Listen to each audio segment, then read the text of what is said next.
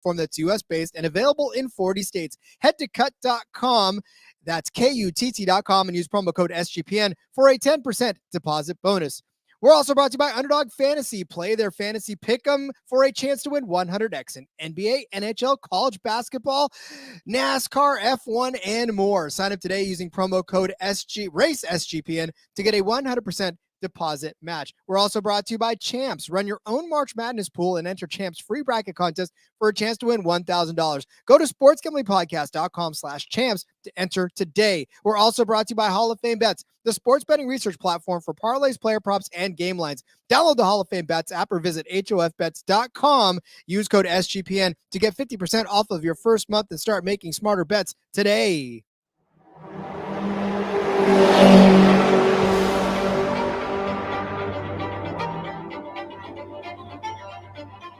Get ready for speed. You just wait, sunshine. You just wait. Get ready for the passion.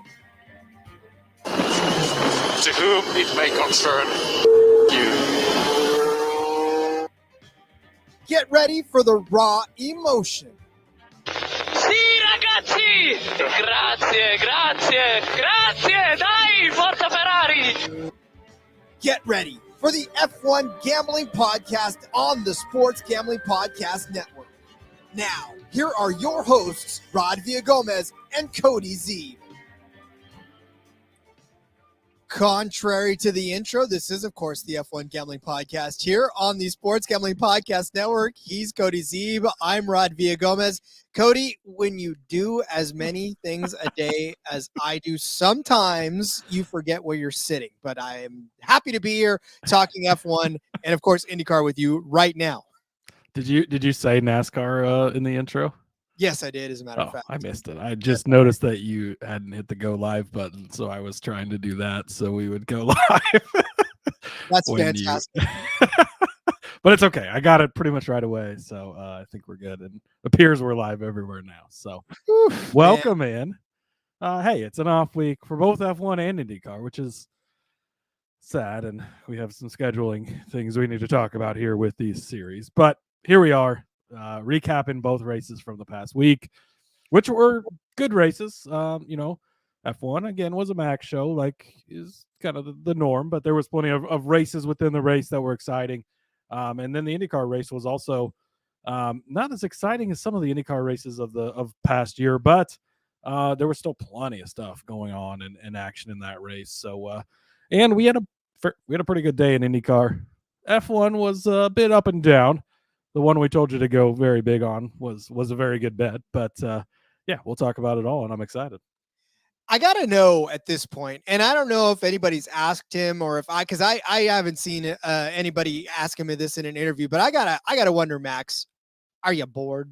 Like, is it because I know that when I buy a video game, right, or a racing video game or something, and you just beat it so many times, you just start by the time you're at like 6 or 7 championships, you're like, what am I doing now? You hit reset and start from the bottom again. So you got to get back up there. So you got to build your team back from scratch again. I mean, it's almost like, what do you got to do? You got to start like at a Williams and see if you can win a championship at a Williams. I mean, where are we at this point? That's why I was advocating for him to go to the back and just like, once you have the championship wrapped up, which will be multiple races before the end of the season, you start back and just see what you can do. Like, go have fun with it, but that's all right.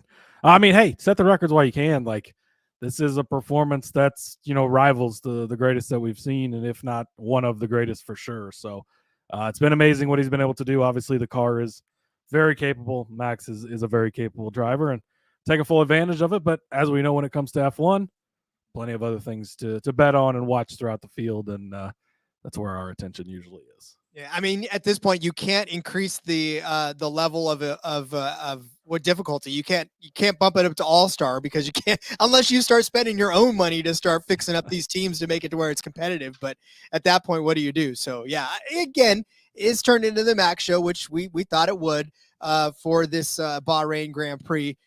And I mean, there's no other thing we can say about that other than you're gonna have to keep expecting it as these weeks continue on, because to say that Max isn't going to win a race, you just can't say it because he hasn't stopped. Yeah. Yep. Is it not in a row for him? I think we're back to 9 in a row again, which did he hit 10? He did hit 10 last time, didn't he? I think so. I think he I hit think 10. so. Yeah, trying to do that a second time, which I don't know if anyone's done that. I know he's definitely approaching a lot of records for sure. So, but hey, that's how it goes. Luckily, we did have a race for everyone else. Of course, Red Bull takes the 1-2 to nobody's big surprise. The fastest lap did go somewhere else though, that's what we generally try to hit on. So, of course, the week I took Max to do the fastest lap, that's how it works. But that's all right. And how about Oliver Bierman? Obviously, when we recorded last week, we did not get a chance. We didn't know that Sainz was going to miss the race. And unfortunate for him, obviously, had an appendectomy. Seems like he's okay. They have this week off. It's probably good for his recovery. He should be good to go for the next Grand Prix here. But this kid, 18 years old, I believe he's the third youngest driver to start a Grand Prix, Verstappen being one of them. And I don't remember who the other one was, but might have been Lando, honestly. I don't have that in front of me, but just very impressive. I mean, he went out and runs 7th place in your debut in a Ferrari. I mean, to get to make your debut in a Ferrari at 18 years old, like, that alone is cool. To go out and score points, then get the 7th place finish. And he ran a good race, a little bit aggressive there at the start, which you kind of like to see. A little fire there. But yeah, I mean, obviously it's one race sample size, and that's probably all we'll see of him this year when it comes to F1 at least. But man, very, very impressive from the young kid. What I loved is that he had to go back to school. I love that video that they posted where it goes out, scores points in F1, and then goes back to school, and everyone's like, yeah, buddy, good job. Hey, what'd you do this weekend, Oliver? Points finish in a Ferrari. No big deal. Let's put my backpack on, head into school here. Yeah, what did you say about chemistry? Oh yeah, that's great. I love that. Oh, sorry, I got a B on my test. I scored a points finish in the F1 race this weekend. I mean, I did what other folks some of the greatest drivers in the entire world. And and then they didn't go back to school. And I beat 13 of them in my first start at 18. You gotta love it. Yeah, that's a good story. So I listen, and honestly, you probably won't get that opportunity again for a while, but you got to think that the future of F1's looking pretty good if kids can hop in a car and score a points finish. When guys that we had pegged to have points finishes finished as the last qualifying car on the damn track. That's how it goes sometimes, Rod. It is, and we will get to all of those in a second. But first, I want to tell you guys all about our merch madness that we've got going on. I know those basketball guys got their own thing going on over there, but we've got merch madness on the store at the SGPN store. Head over there, pick out your favorite racing gambling podcast merchandise, and you can get 15% off of everything in the store by using promo code madness. You want a hoodie, you want a coffee mug. I got a nice little tote bag that I took on my trip the other week. It was great. Worked, carried everything I needed to carry, and it wasn't obstructive. So I love it. So pick one of those up as well. Use that promo code madness. You get 15% off of everything in the store. We talk a lot about Kutt on the NASCAR Gambling Podcast, but Kutt is a peer-to-peer social betting platform that's U.S.-based and available in 40 states. You can use it to craft your own bets. Cody's got enough of them on there to keep you occupied from the NASCAR standpoint. Once F1 comes back, maybe we'll start crafting some Max Verstappen to win, or to, I don't know, we'll find a good way to get in on Max Verstappen where we have fun cheering on him to win every single race. Maybe how many times does he pass, or I don't know. We'll find a cut bet for that as well. Peer-to-peer social betting is new, and it's a better way to bet. Bet directly against your friends or other users on sports, politics, pop culture, other events, so long as it's got a verifiable outcome. Plus, it's tons of fun social features that give it the feel of a social betting network. Kutt offers the lowest VIG, too, and has fully customizable odds, which means, like I said, you can create your own bets. More than that, Kutt handles the payment side of things, so you never have to chase anyone down for money ever again. There's social features on there like group chats, betting leaderboards, head-to-head history, user profiles, fan groups, and so much more, including rewards. Get cash back every single time that you bet against your friends or other users. Download Kutt today in the App Store or head over to kutt.com. That's Kutt, and use promo code SGPN for a 10% deposit bonus. We love us some Underdog Fantasy here on this show. Love that racing is involved. Love that we get an opportunity to pick Underdog pick'ems for F1 races this season as well.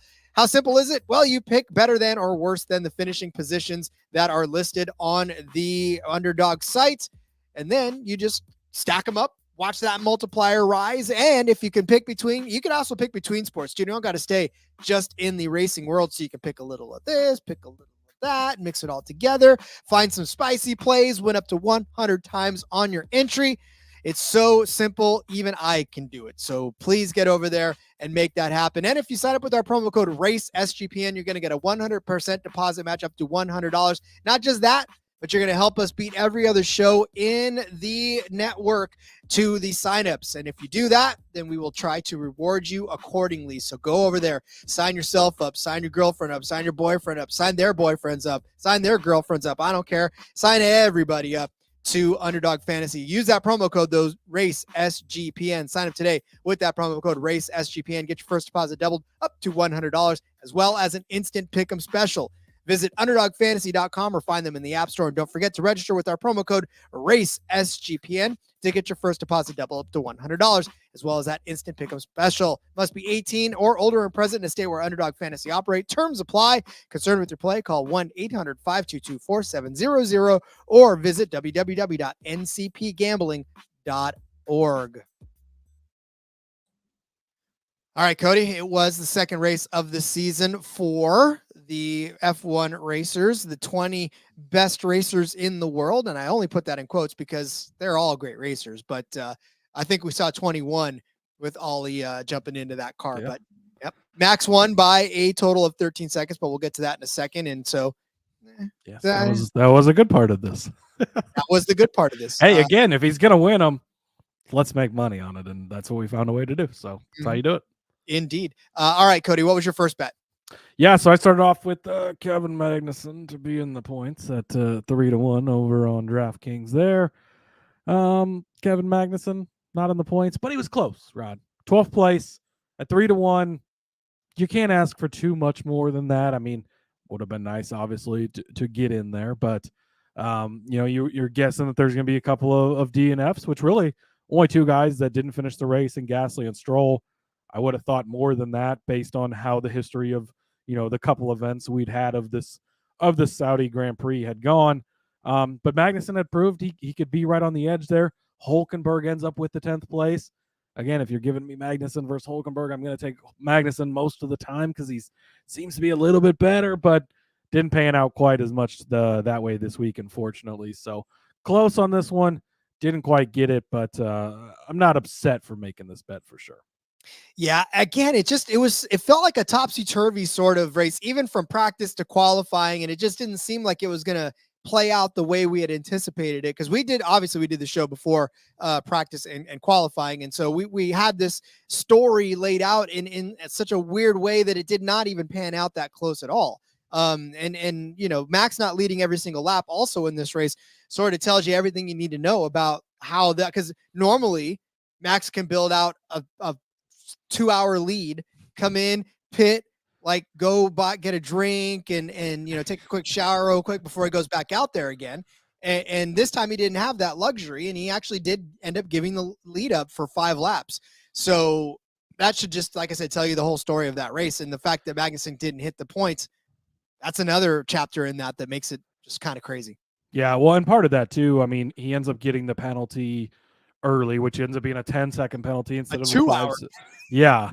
So the 10-second penalty didn't hurt. And so I think part of that was they kept him out a little longer. He played a little bit of defense for Hülkenberg to help the teammate score the points, which obviously you're going to do then if you're in that situation.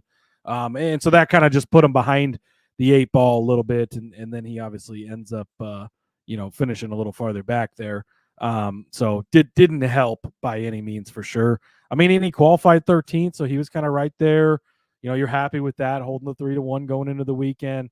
And then, Sainz is going to miss the race and be out. So you're like, okay, well, that could potentially open up another spot depending on what this kid does. Obviously, Behrman ended up looking pretty good, but I feel like at 3-1, it was still decent value and just didn't hit this time. I mean, it was good value. That's let's not get that twisted. So, all right, my first bet, great bet. Put Mr. Fastest guy on the track on the pole. Guess what? He goes out and he qualifies on the pole. Now, again, this is why. And I know that when you watch practice and we say we take things from practice and we definitely try to look and see, but we don't weigh it as heavy as most people want to weigh practice, because especially in F1, there's different fuel loads, there's different tire concepts, there's different setups there's qualifying, there's, race setups, and they're literally trying every single thing. So what if you're 10th in practice 1 and you come out and you're the fastest in practice 2, and then you fall back to the 20th in practice 3, it's because you can't get a good gauge on what everybody's doing. Not everybody's on the same program when it comes to practice. So you can't necessarily put anything in that basket. So that's why when you look at it, you're like, oh, wow, Max wasn't fastest in P1, right? And you get all scared. And then he comes out and he wins a pole. So, like, it tells you pretty much shut up. Like, don't read into it. Just bet Max to win the pole and be happy. So I remember I did throw something on Sergio Perez to win the pole as well. Perez actually started third. I mean, I was a little surprised that he ended up falling behind Leclerc in the qualifying order, but whatever.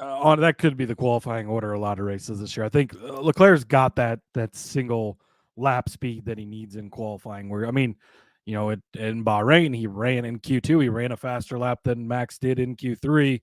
Obviously, that was in Q2, so it didn't matter. But I think he'll kind of continue to challenge, and Perez is going to be right there as well. But yeah, you recovered well on Perez, and he ends up, third place out of the, at 7-1 was good backup to have. But again, if Max is going to dominate things and do things well, we found 3 different ways to bet on Max dominating this weekend, and we cashed on 2 of them. So that's not really a bad thing at all. Something we did not cash on was the winner without the Big Ten, basically, right? So you take the top 5 teams, who is the best of the rest. I had Daniel Ricciardo, which I think, Rod, I'm officially done betting on Daniel Ricciardo for a little bit. He was 3-1. I had Zhou Guanyu at plus 750. Neither of these panned out very well. Your top 9 end up being pretty chalky with Stroll going out. That opened up 10th place. Hulkenberg obviously ends up being the one that was next, but really neither of my bets had a great chance. Ricciardo, I don't know. We really thought that these Red Bulls were going to be something different this year, but haven't so much seen that, I guess. Ricciardo 16th. Not unless if he was a lap down, and then Zhou Guanyu. He was 18th, the last classified car on the track, also a lap down. So neither of these guys really had any shot throughout the day to do it. Really not even throughout the weekend. Zhou Guanyu ended up, getting a wreck in practice. They got the car fixed, but not in time for qualifying. So he started in 20th, last on the grid. That's going to be pretty tough. Ricciardo was 14th in qualifying. So, he wasn't horrible. And Tsunoda showed some speed, 9th place in qualifying. So you thought maybe their cars would be decent, but race trim, they did not really show up. I think the length of the name is weighing that car down. The Visa Cash App Red Bull F1 team. I think that's weighing that car down. So I think it's slowing it. Too many words. Too many words. They just the Racing Stickers Bulls are too heavy. Yeah, well, and look, and I kind of doubled down on that, taking Racing Bulls to be in the double points, thinking Daniel Ricciardo would have a much better day. Yeah, like I said, I think the name is weighing these guys down. I don't know what it is about it. We thought this partnership with Red Bull may perk them up a little bit, and I don't know, maybe it's like when you are a younger sibling. I don't know, because I don't have one, and you get all the hand-me-downs. They were great when the person that wore them first wore them, but they don't have quite the same luster on it when you get it. So you get laughed at when you wear it, whereas the person that wore it first was and like I said, I don't know, because I used to wear everything first and I never got laughed at, so that was for other reasons. Plenty of laughing at you anyways, but yeah, I don't know, just a little disappointed on them. And yeah, I fully backed you up on the double points bet, and yeah, again, doesn't pan out. The one we did say to go big on, Rod, both Red Bull drivers, minus 125 to finish on the podium. just could not believe that this was even an option.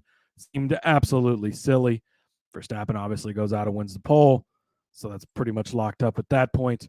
And Perez starts third, right on the podium. He ends up passing Charles Leclerc and getting into second place and kind of running away with second. So you really did not sweat this bet at all. For the most part, it was pretty much in the bag after qualifying, as long as they finished the race, and they didn't have any issues there. So this one was easy. Said to load up on this one because we didn't even believe the number. My biggest F1 bet of the weekend by far was this one. And so that really kind of made up for the rest of the day. I also had tossed out Logan Sargent to be the last qualified finisher, plus 350. I apologize to my fellow American for doubting him. He ends up in 14th, and there's 4 classified drivers finishing behind him, with Zhou Guan Yu, Valtteri Bottas, Ricardo, and Tsunoda. So he beats both the Racing Bulls, which, again, I did not have that on my bingo card, I guess. But Sargent didn't look half bad. I think maybe the other guys were more just they did look bad. But shout out to him for getting a 14th place. I mean, for the way that he's run overall in his time in F1, that's a pretty solid run for him. So we'll see if it keeps up. Maybe the number creeps up a little bit. We try it again next week, but did not cash this week, unfortunately. Well, let me read you 10th through 15th. Again, the weirdest script in this entire race, right? It just 10th, Nico Hulkenberg. What? 11th, Alex Albon. Who? 12th, Kevin Magnussen. Albon's the least surprising part of this. I just like to do it for emphasis, but and then Magnussen, Ocon, Sargent, Tsunoda. Like, it should be flipped on its head. Like, Tsunoda is usually the guy that's skirting around with the points finish, and Hulkenberg's the one usually around 15th. So there's a lot of stuff going on in this race, like you had said earlier. Yeah, it definitely did get flipped around a little bit, and yeah, I really like the Sargent last classified one, man. He seemed so fucking slow at Bahrain. I didn't think it was going to be any different, but like I said, he picked up the pace a little bit, and then obviously some other guys didn't quite have the pace, so worked out nicely for him. Yep, and he got kind of lucky too with Lance Stroll and Pierre Gasly. Gasly was out on lap 1 with a gearbox problem. Just literally was like took off, and he's like, I have gearbox problems, and next thing you know, there he goes. So Alpines, man, whew, they're like, hey, who was it that told us in the chat in the Discord? Yeah, our buddy Dallas. He was all over it. They're obviously going to be bad, and I would imagine their numbers are going to be pretty tanked for last class. Although really they weren't the last classified since Stroll or Gasly wasn't classified anyways. I mean, yeah, but who knows? They're obviously not going to be any good this year. Yeah, my double points finish for Alpine lock bet is not unlocked. We're putting that one away, and maybe we'll dust it off next year. I lost the key. I don't know where the hell it's at anymore. So, real quick, Justin checking in. What's up, buddy? Sorry I'm late. Hey, listen, we're late. Well, old-fashioned football. You better tune into them because their team, they're big Bears fans. They just traded for Keenan Allen. Hollywood is signing with the Chiefs. Rod, that just broke. So NFL news still going crazy. NFL, they just own all year round. They're doing a great job at that. But make sure you're checking out old-fashioned football because, hey, yeah, fantasy football not in right now, but you got to keep up on things. Got the dynasty stuff still rolling, and gotta stay in the loop keep the mind sharp for next season. Yep. If you didn't know that Kirk Cousins is with the Falcons, that's on you. And then, well, maybe he's not with the Falcons anymore. And a lot of fucking changes. I thought there was a lot of like quarterback changes and stuff last year. Whew, everybody's on a new team this year. Hey, it's like when Madden, you just throw everybody back into the pool and redraft again. That's what this is like. True. Yeah. All right, we'll talk more about the F1 bets, but first let's tell you about Champs. Champs is hosting a free March Madness bracket contest for a chance to win $1,000. Plus, if you host your own March Madness pool on Champs, you're going to get an extra free entry into that bracket contest. Yes, you are. Tiebreakers are determined by who enters first. So you got to make sure to register now so you don't miss out. Head to sportsgamblingpodcast.com/champs. That's sportsgamblingpodcast.com/champs. Hey, I'm back on the scoreboard again. My fastest pit stop hit Ferrari. I had to have the fastest pit stop at plus 175. Ferrari had the 2 fastest pit stops in this race. 2.23 seconds for the first stop, which just happened to be Leclerc's, and then not Carlos Sainz because it was 2.27. They credited to Sainz, but that was Ollie. So, Yep, obviously. yeah. Yep. Nice. Yeah. Hey, you don't question Rod when it comes to fastest pit stops. There's a few things I've learned over the couple of years here. The numbers bets, the pit stops. You don't argue with Rod. Hits one. Yeah, this was a great call by you. You know your pit stops. That's the analysis that I have. which is weird because I mean, it's such an arbitrary thing to hone in on. And here I am just nailing them week after week. It's, Hey, love it. Well, Rod, if Max Verstappen is going to win these races, if he's going to dominate these races, you got to find ways to bet on it. Took his winning margin over 10 seconds. I was sweating this one because he was not 10 seconds in the lead near the end of this race. But he did kind of put it on at the end there, Perez. Did Checo end up with a penalty at the end? No, it was Or did close. he just he just slowed down a little? I guess, he just slowed down. Or Max decided, okay, let's get this over with. But ends up winning by 13 seconds. So the 10-second margin does cash minus 120. I took Max fastest lap, 167. He held the fastest lap multiple times. Charles Leclerc ends up taking it late in the race. So that one did not cash, unfortunately. A little juicy on that one, which sucks, but that's all right. We'll take it. I had Checo to win at plus 850. Again, this was a hey, Max is going to win, but just in case something happens to Max, Checo's going to be right there. Guess what? Nothing happens to Max, but Checo's right there. He finishes second, so that's kind of what you were looking for there. So again, that's really the way to build those cards is find the way to bet on Max or to bet around the facts that Max is going to win, right? He's going to be minus 400. He's going to be he was like minus 9. I think I saw minus 900 before the Grand Prix on Saturday. Jesus and it's like, Christ. I mean, yeah, it's impossible to bet a number like that, obviously, but you find ways to work around it. The pole bet like you had, the winning margin like I had, and you find other ways to build around it. And then you have those safety nets just in case, because if he didn't win that race, it was going to be Checo. That's why you're holding the plus 850 as your insurance. So I think we did attack that part properly. Yeah. And then again, I hedged even further with the field, and that would have covered Checo as well. And then it would have covered Leclerc if Leclerc would have actually found any sort of pace whatsoever. But dude, he right off of the green, right after lights out, it was over. Like there was just nothing. Yeah. I mean, I know Lando led 5, or not Lando, but Lando led 5 laps in this. Yeah, but that's just pit cycling. I mean, it's not actual like getting to the lead. It's just probably how it's going to be. I mean, there's going to be a race where he's going to slip up in qualifying or where he's going to have an issue. And you got to think he's not going to win every single race, but he's going to win a majority of them. It's how it's going to be. So you just have to approach every race that way and, have your insurance plays, have your long shot winners. Again, I think fastest lap appears to be the place we need to attack again as far as longer shots. I mean, we hit Alonso last year a 40-1 at one point for fastest lap. And I think he was like 5th or 6th that round. Like, you don't have to win. We've seen it. The Zhou Yus have set fastest laps before. So I think that's going to be the way to target your more outright type of bets rather than trying to necessarily, obviously you're not going to be able to bet on Max because that's just not possible. We're betting on soft tires at the end of the race for the last lap of the race for teams that are like, screw it. He doesn't get every championship point every single week. We're just going to steal one where we can. Hey, the race is on for second place in the constructors title, right? Because I mean, let's face it, that's what we're going for here. So you got to get points where you can. So if you can grab an extra point there, if you can, do whatever, and hey, it's working. I mean, Ferrari is second place right now, 49 points. McLaren's 28 points, so they're fairly well behind them at this point. So that extra point, I mean, Bierman going out there and scoring points for Ferrari too helps. So, got to do what you got to do. You do. I know Sainz isn't going to get Wally pipped, but you got to think that Ollie's like, let's go. I want back in. How's your hand, Carlos? How's your hand? Hey, Carlos on his way out anyways, so better be careful. That's true too. As a matter of fact, it may not be Wally pipped. I mean, exactly what the plan was. And hey, I mean, how long does Lewis still have? Is there a 2 or 3 year plan to get Ollie into that car? Who knows? It'll be interesting to kind of follow that story after. Again, you don't want to overreact to one race, but impressive what we saw from the kid for sure. No, you don't want to overreact to but how much were they placating Lewis in that? Lewis, like, hey, they're fast, mate. And they're like, yeah, Lewis, we know. That's it. That's the whole radio chat. Yeah, Yeah, we know. They're like, hey, listen, I don't know that we can catch him. Yeah, just stay on your current course, Lewis.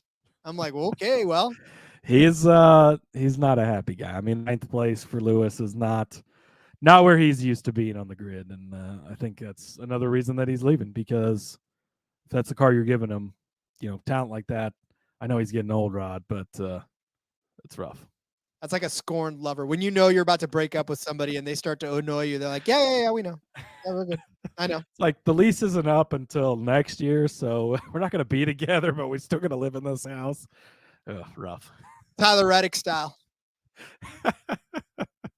I love it. Okay, well, that will put an end to Bahrain, right? Obviously, it's so Arabia. frustrating.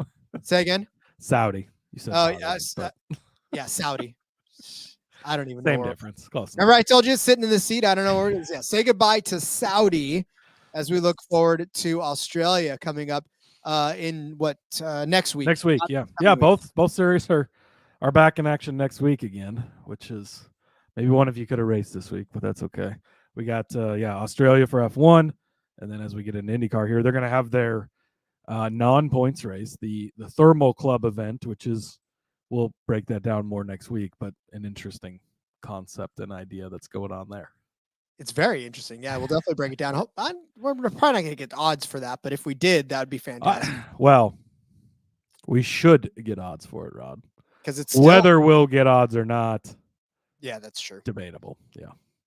All right. As we'll get into as we recap this race. Which we will recap this IndyCar race. But let's tell you first about Hall of Fame bets. Win bigger by betting smarter this NBA season with Hall of Fame bets, the sports betting analytics platform for parlays, player props, and game lines. Research every NBA and soccer bet with historical stats and data. Enter any parlay idea into Hall of Fame bets revolutionary parlay optimizer tool to get hit rates broken down by leg as well as an expected probability for the entire parlay. Sort all players by hit rate for any bet to learn which players are hot and which picks have value. Stop betting in the dark. Join over 30,000 users researching with Hall of Fame bets to craft more intelligent, data-driven parlays. Download the Hall of Fame bets app or visit hofbets.com. Use code SGPN to get 50% off of your first month today. Start researching, start winning with Hall of Fame bets. So as we said, IndyCar kicked off their season. It was the Grand Prix of St. Petersburg, around St. Petersburg, Florida. So much fun to watch these guys get around this track again. I very much enjoy IndyCar, and especially was sort of a breath of fresh air after the F1 race. Not just because I didn't enjoy the F1 race, but like when you watch F1 and you see the same result, you go back to IndyCar and you're like, oh, wow, this is all different. People are passing. I'm getting, actual racing happening on the track. This is awesome. Yeah, I don't like when race fans, like so many race fans are just, they're pigeonholed. And I used to be this way to a degree. Like so many race fans pigeonhole themselves in, well, I'm a NASCAR fan, so I don't watch F1. Or I'm an F1 fan, so I can't watch IndyCar. Or I'm an IndyCar, so I won't watch NASCAR. Or I'm a dirt track fan, so I'm not watching any of it. Like, it's all racing. It's all good. And they're all fun in their own different way. And all three series have their own attributes. They have their own things that are different. The F1, it's different. It's got its own style, and you have to adjust to that, and you have to respect the type of racing that it is. You have to understand that it's a lot more about what these cars are, about the equipment that they're in. It really is these IndyCar guys, they want to be F1 guys, and there's a reason for that, right? It's on the worldwide stage. It's, the entire world is involved in it, everything.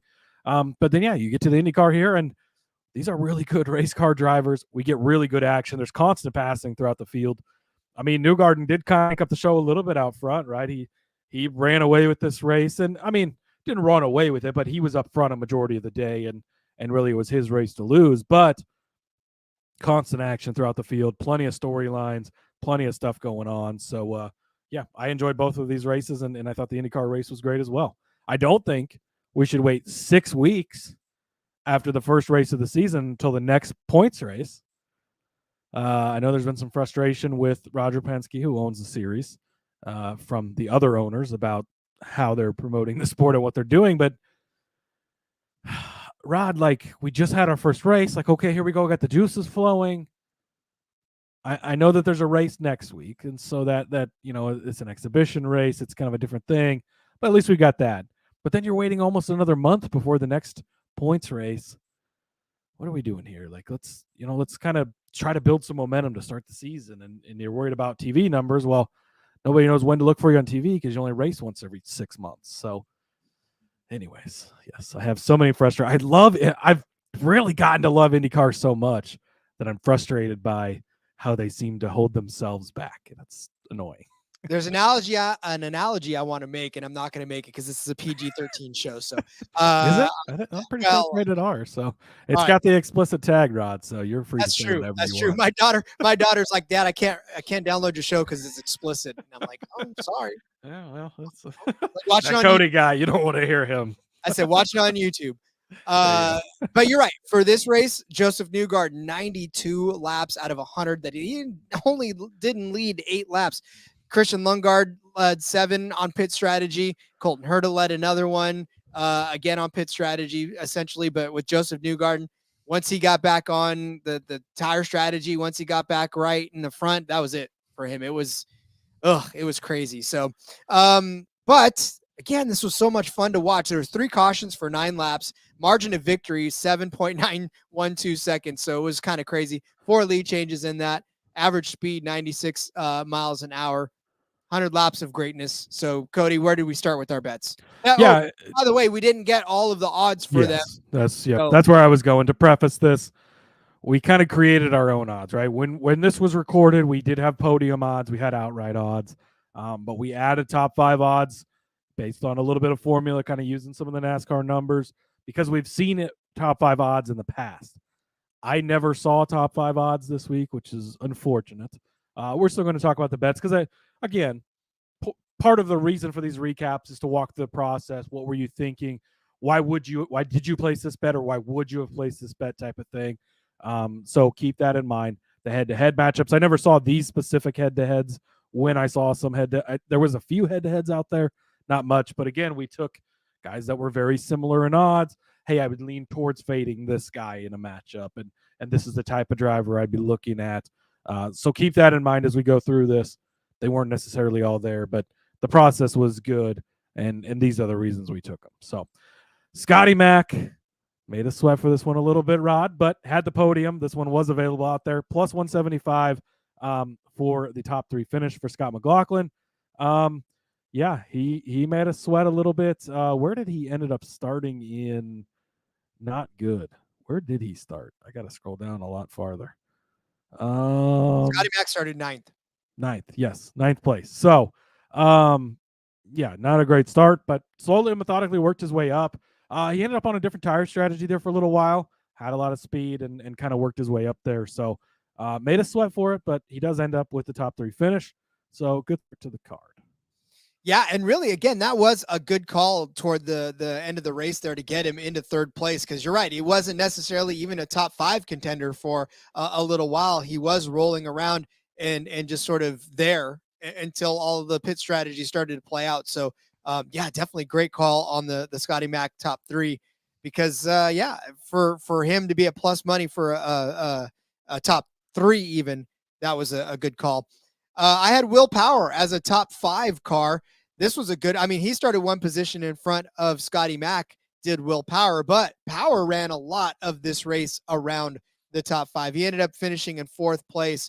That was a great run by Will Power. That team definitely had all the right moves and all the right calls. I think his was a tire strategy call too, right from the beginning. I think he started on alternates, or yeah, I think he started on alternates and got back onto the primaries at the right time. So, yeah, I mean, a definitely good call for him and his team to be able to get him the track position he needed through good pit stops, through good pit strategies. So, yeah, I was pretty happy with this top 5. I know this wasn't necessarily out, but if Will Power would have been a top 5 option, I would have taken it, and I would have taken it at pretty much whatever number they gave it me, and it would have cashed. Yeah, exactly. It was a good bet. The process was good. He shows up. Power's just one of those guys, like, he just hangs around. You know, he won the championship a couple years ago with only 1 win because he just hangs around. He just gets these. Rod, I think I should be a guy that creates matchups, because this matchup that I created, they finished back-to-back, which is what generally happens when we see the books create matchups. I had Marcus Ericsson over Romain Grosjean. Both of these guys ended up out of the race, so they were 24th and 25th place. Grosjean did beat Ericsson. Ericsson, maybe we're going to have some questions on that equipment, right? It was a mechanical issue with him. Grosjean, it ends up being a mechanical issue, but I think that the idea of fading Grosjean was still the correct idea. Now, he did qualify pretty well, right? He started in 5th place, but almost right away in the race, you started to see some chinks in the armor. You started to see him making Romain Grosjean decisions, which are generally not great decisions. And that's kind of the way the race was going. Obviously, neither of these guys end up finishing the race, but had you faded Grosjean with anyone but Marcus Armstrong, Stingray Robb, and Marcus Ericsson, you'd have cashed on it. So that was the point. I don't have to look back and see. I got a matchup over him. It wasn't Ericsson, but someone else, and ended up being the right call, obviously. Also took Scott Dixon over Kyle Kirkwood. Again, I didn't see this one come out, but the idea was, hey, Kyle Kirkwood, a lot of people were on him last week, and it was one of those things where he had those 2 wins last season. It was impressive, but every other race he wasn't really good. He wasn't around. You didn't hear from Kyle Kirkwood on Sunday. He wasn't really around. He's just kind of hanging out. He finishes in 12th place, kind of about where you thought he was going to finish. Dixon, not quite as good as I had hoped. It's going to be interesting to watch because the Chip Ganassi Hondas, they struggled a little bit. We'll talk about Alex Palou in a few minutes, but he was the best finishing of them in 6th place. And they really just weren't kind of in the mix, and they seem to have some issues. Dixon, 9th place is really a bad finish for Dixon. Generally a guy that you kind of see in the top 5, and that was my next bet, was him to be in the top 5. Luckily, I guess that wasn't available because he did not cash it, but he would have beat Kirkwood again. The idea and thought was kind of fade Kirkwood because we didn't think that he was going to necessarily live up to what everyone thought, and that was pretty much the case. Yeah, again, when you look at where they were and running in the running order, they were around the same spot the whole day long. They weren't making a lot of progress. They weren't losing a lot of spots, but Kirkwood from 18th to 12th, it's a 6-position gap, but I mean, you had 4 cars that kind of didn't finish this race. So, that counts for 4 of those 6 spots, a couple more, and he would have gained on the track. Yeah, it wasn't a good day for Kirkwood at all. And then for Grosjean and Ericsson, yeah, you're right. I mean, we're going to have a lot of questions about Ericsson because it didn't seem like there was much to go off of for him already to start the season. But we'll have to wait a couple months to find out the end of that story, and we'll wait. We'll patiently wait. Although my next 2 bets, I wish I would have flip-flopped. I was about to say you should have flip-flopped these next. I should have flip-flopped. I did, because I took Award as a top 5. That wasn't out, obviously, and I gave it a -130. Well, it's a good thing that I gave us a -130 because Pato Award finishes in 2nd place. He started 3rd, finished 2nd to Josef Newgarden. Now, granted, he finished like 7 seconds behind Newgarden, but at the same time, Pato Award was a strong car all damn day long. That Arrow McLaren looks so fast out there. I mean, obviously, Pato Award didn't win, but the fact that he finished 2nd and looked as strong as he did was encouraging. So I wish I would have taken him as a top 3 because that would have been a good bet. And then Colton Herta, I took as a top 3 car. Well, he ends up finishing in 5th place. He started 4th, finished 5th. I'm a little pissed off because Will Power passed Herta in the end of that, the final laps. He passed Herta for that. But it wouldn't have made any difference because he would have had to catch up with Scott McLaughlin for 3rd to cash the bet. But I mean, Colton Herta was there all day. I mean, he was in position to be one of the top 3. I mean, I don't know if he ran out of push to pass. I don't know, exactly what happened to Herta to fall out of contention. Maybe the tires fell off more than we thought they were going to, but this looked like it had a really good shot at cashing all day long. And then toward the end of the race, something happened and took Colton Herta out. Wish I'd have had him as a top 5 instead of a top 3, but it was close. But still good calls on both of these. I mean, the top 3 was almost 3-1, and he's 5th place. So right there, he was there all day. He qualified well and started up there. And Award looked impressive as well. I believe the 2nd year he's finished 2nd place in this race. And those McLarens, Penske obviously kind of looks like maybe they could be the cream of the crop. They get 3 guys in the top 4. I mean, Newgarden, McLaughlin, and Power all right there. And then Pato was the other one up there. So definitely going to be a guy we're going to have to keep an eye on. This next one, Rod, heartbreak right from the start. Christian Lundgaard, my guy, sort of rode the car lift with him in a way. I took his top 3 at +450, his top 5 at 3-1. I also had him as one of my outrights at 25-1. A little bit disappointing in qualifying, right? Just doesn't quite go well. But then Rod, on lap 1, he's got a punctured tire.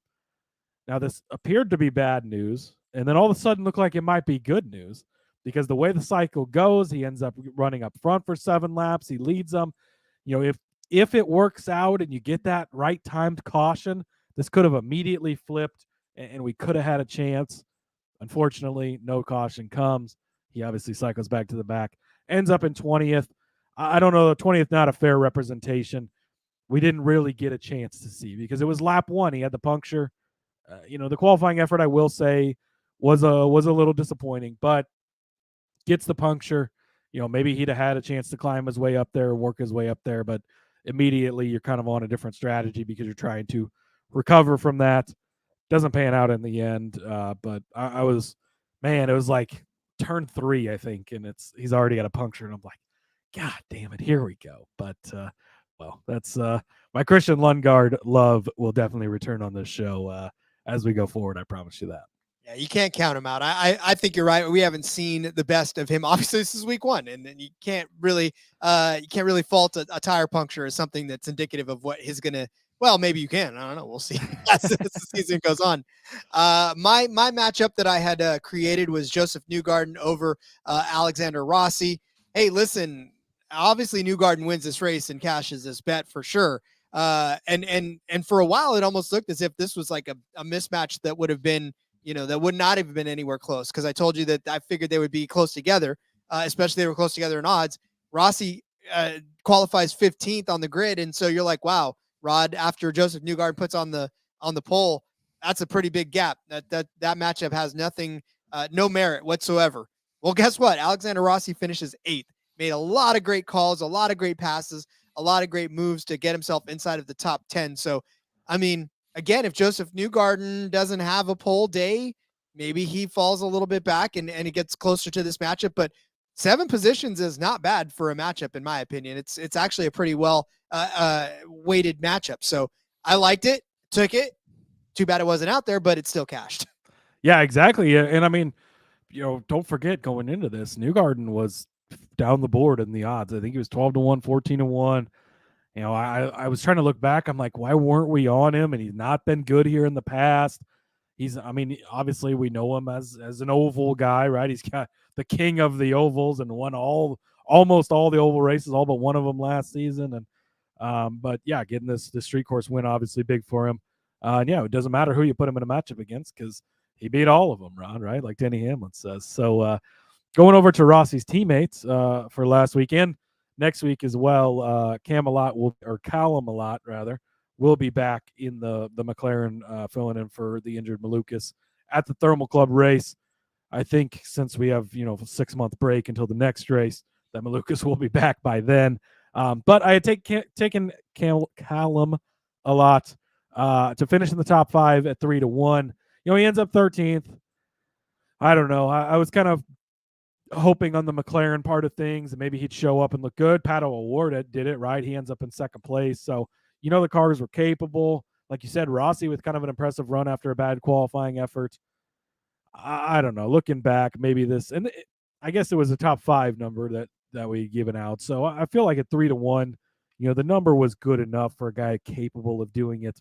Obviously, he didn't show up and do it, but probably a bet that I don't hate having placed. No, and again, it's almost like the equipment thing, because we saw in F1, Ollie come out and score points. It could have been that same sort of issue where he comes out and runs better than what you expect and puts the good equipment where it should be. So totally, again, it's a good call on the bet. Unfortunately, it didn't cash out. My next bet cashed too, and it was an actual bet, and that was the winning car number.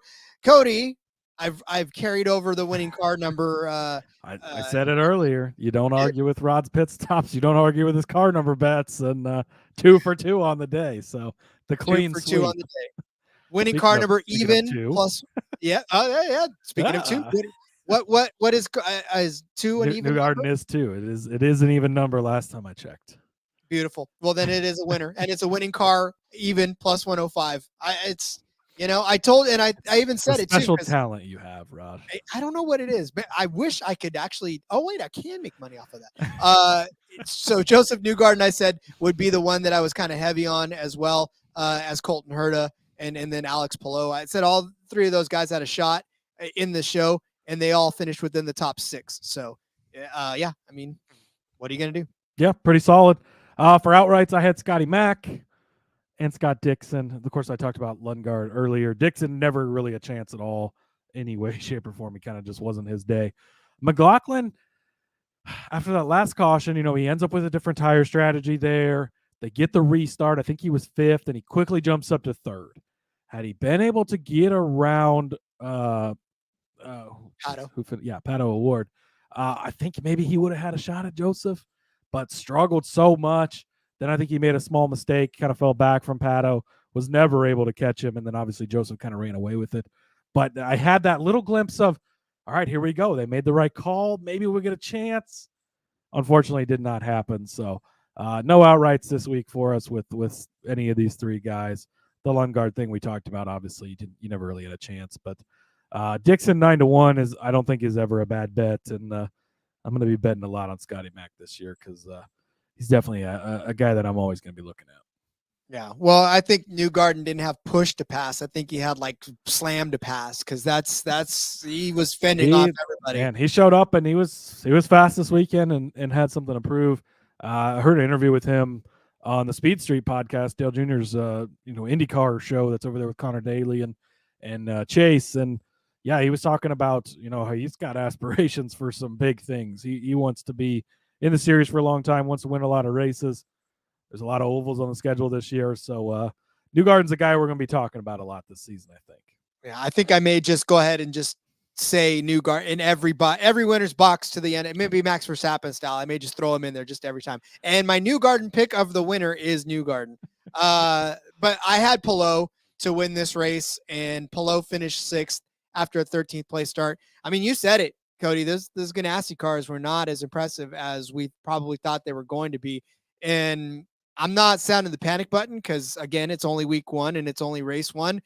But when you got the reigning champion that goes out there, qualifies 13th, and barely finishes 6th, and honestly, Palou probably didn't deserve to be a 6th-place car out there. He didn't look like he was going to be. He didn't have the pace. He didn't have the pace of a Newgarden. Newgarden had the pace, capital the, right? And Palou just didn't have it out there. Yeah, I mean, you kind of nailed it. And, Palou wrapped up the championship with, 2 races left in the season, 2 or 3 races. I mean, he very well dominated a majority of the season last year. I know Newgarden won a lot of the ovals, but everywhere else it was a lot of Palou. I mean, he outpointed everyone, obviously, pretty early on. The championship odds have shifted already, Rod. Newgarden is now the favorite. Palou was a pretty heavy favorite to start. Newgarden plus 375 over on Caesars. Palou now second on the board at plus 400. So if you have belief in Ganassi and you have belief in Palou like you did before, obviously, he's dropped a little bit there. So might be worth a look for sure if you're in that camp. But yeah, concerning. And I heard Connor Daly was talking about it too. I think it was the turn 10 where they kept like sliding the brakes, and all of the Ganassi cars had that issue. So not sure if that was just this track in particular. We're going to continue to see that. We are going to get, I think, a lot of answers on a lot of things for this Thermal Club race.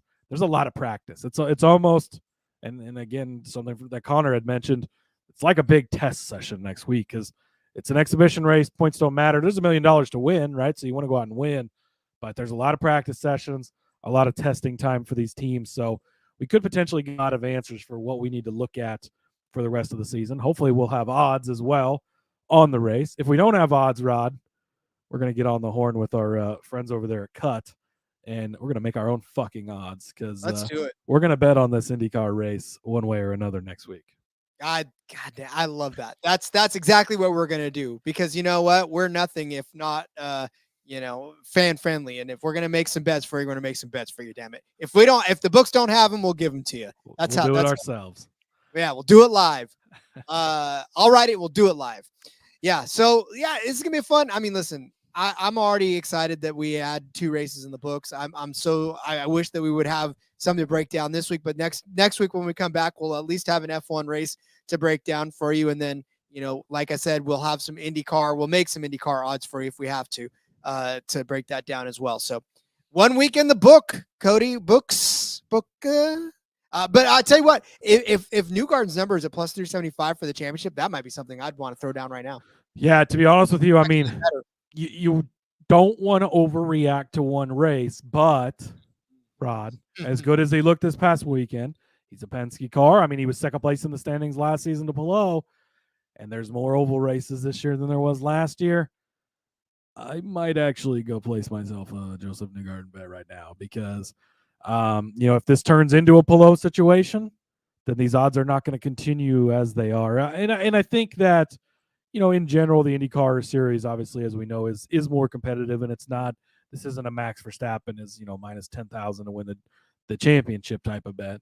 But there's potential that Newgarden could run away with this, and you could look back and be like, whoa, can you believe I got it at that number? So definitely something I would consider, and actually I think I may go invest in that this evening.